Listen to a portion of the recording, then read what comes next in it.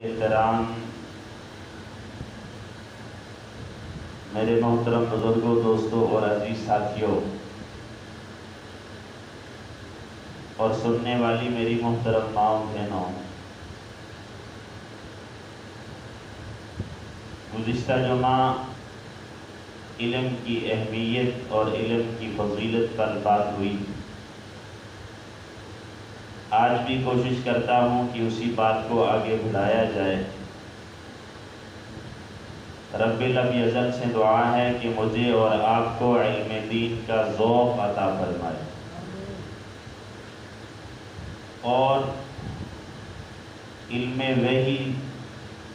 سمجھنے کی توفیق عطا فرمائے اور اس پر عمل کرنے کی توفیق عطا فرمائے۔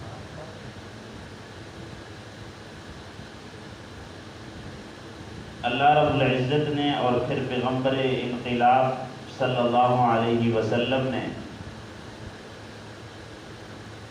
علم کی فضیلت کو بار بار بیان کیا، اس لیے کہ سننے والوں کے دل کے اندر وہ اہمیت پیدا ہو جائے، سننے والوں کے دل کے اندر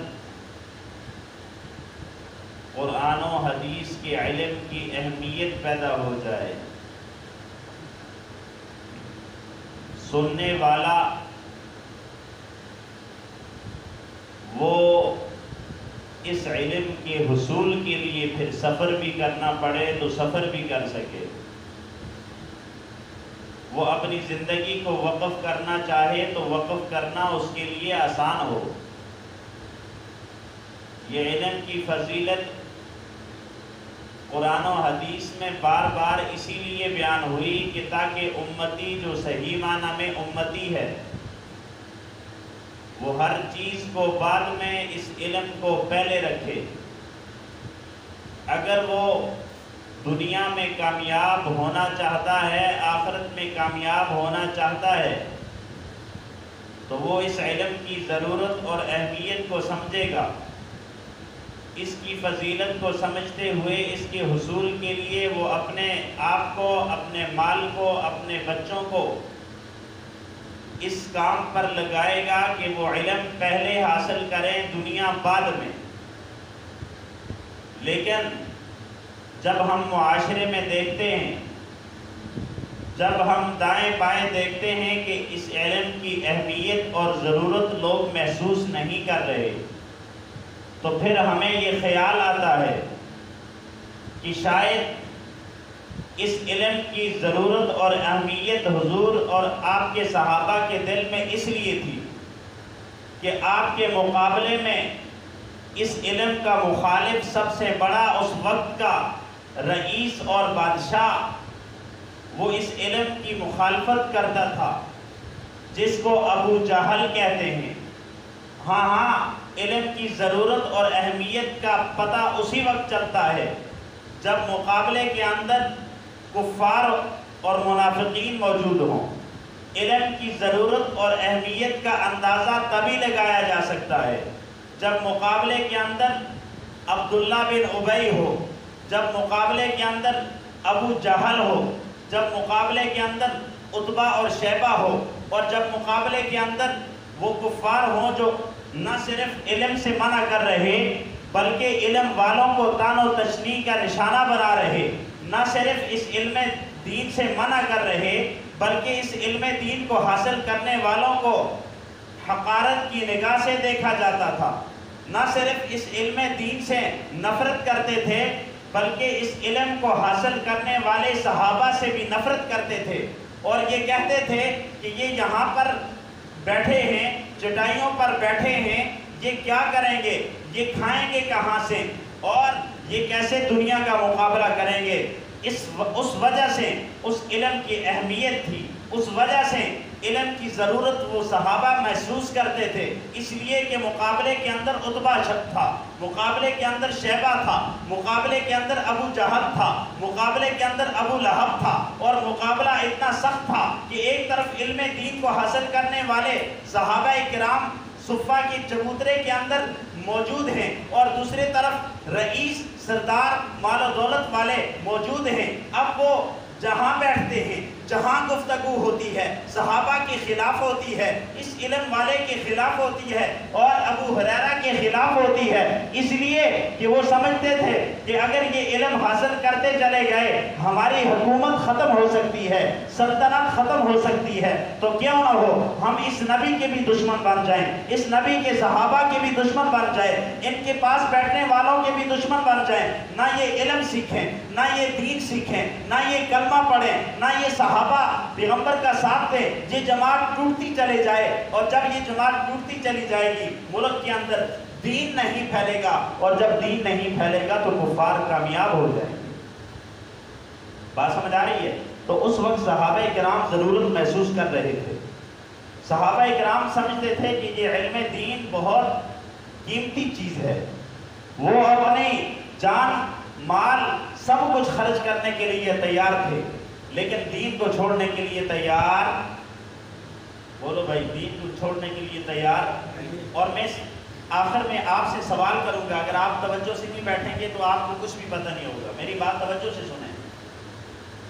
صحابہ کرام دین کی ضرورت اس لیے محسوس کر رہے تھے کہ مقابلہ بڑا سخت تھا، مقابلے کے اندر دشمن تھا، مقابلے کے اندر کفار تھے، مقابلے کے اندر ابو جہل تھا، وہ اپنا مال خرچ کر رہے علم کے رکاوٹ کے لیے، وہ اپنے آپ کو اپنی جان کو پیش کر رہے علم نہ پھیلنے کے لیے، رکاوٹ کے لیے،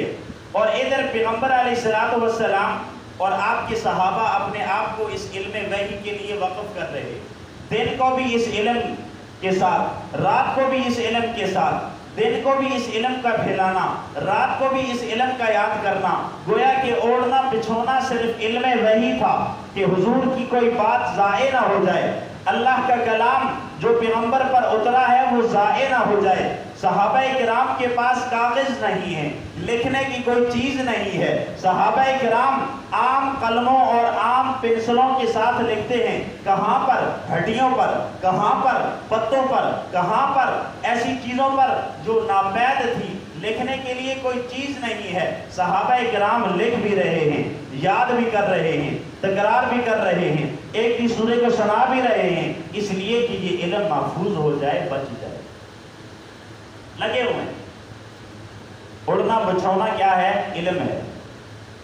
اور میں نے کہا وہ ضرورت اس لیے محسوس کرتے تھے کہ مقابلہ سخت تھا، مقابلے میں علم کو مٹانے کے لیے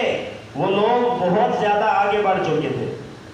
نہ صرف پیغمبر علیہ السلام کی دشمنی ہوتی بلکہ پیغمبر علیہ السلام کے ان کلمات کی دشمنی تھی جن کو حدیث کہتے ہیں۔ آپ میری طرف دیکھیں، ادھر دیکھیں، ادھر نہ دیکھیں۔ اگر ایک آدمی پنکھا چلانے کے لیے کھڑا ہوتا ہے تو آپ، عجیب بات ہے، سارے ادھر دیکھ رہے ہیں، میری طرف دیکھیں، میں زور لگا رہا ہوں آپ کو متوجہ کرنے کے لیے، خبردار کسی نے دائیں بائیں دیکھا۔ تو صحابہ کرام اور پیغمبر علیہ السلام دن رات کیا کر رہے؟ علم دین کی جستجو میں لگے ہوئے۔ اللہ کے نبی پر وحی اگر نازل نہیں ہوتی، کسی وجہ سے وقفہ آ جاتا ہے، تو صحابہ کرام اعتراض نہیں کرتے، اعتراض کرنے والے وہی ہیں جو مانتے نہیں، کہتے کہ نعوذ باللہ اس نبی کو چھوڑ دیا ہے اس ذات نے۔ یہ تب وحی نازل نہیں ہوئی، جبکہ وحی کا نازل نہ ہونا ایک حکمت پر مبنی تھا، ایک حکمت تھی۔ کفار نے اعتراض ہاتھ سے جانے نہیں دیا۔ اب سوال یہ ہے کہ وہ مانتے تو ویسے بھی نہیں تھے، تو اعتراض کا کیا مقصد؟ ایک آدمی اس چیز کو تسلیم کرنے کے لیے تیار نہیں ہے تو اب چھوڑ دے نا، تعلق لا تعلقی کا اعلان کر دے، ایسا کیوں نہیں ہے؟ نہیں، جب وحی نازل نہیں ہوتی تو کیا کہتے ہیں؟ الم یجدک یتیما فآوی والضحی واللیل اذا سجی ما ودعک ربک وما قلی۔ جب انہوں نے کہا کہ تیرے رب نے تجھے چھوڑ دیا ہے تو اللہ نے آیات نازل کی کہ تیرے رب نے تجھے چھوڑا نہیں ہے، وہ رب تجھے نہیں چھوڑے گا۔ تو میں عرض کر رہا تھا کہ مقابلہ سخت تھا، اور مقابلہ کس بات پہ ہے؟ کوئی اور دشمنی اس سے قبل نہیں تھی۔ حضور علیہ السلام کے ساتھ ان لوگوں کی، ابو لہب کی، عتبہ کی، شیبہ کی، ابو جہل کی، کوئی اس سے قبل دشمنی نہیں تھی، دشمنی کا سبب لا الہ الا اللہ محمد رسول اللہ، دشمنی کی وجہ کلمہ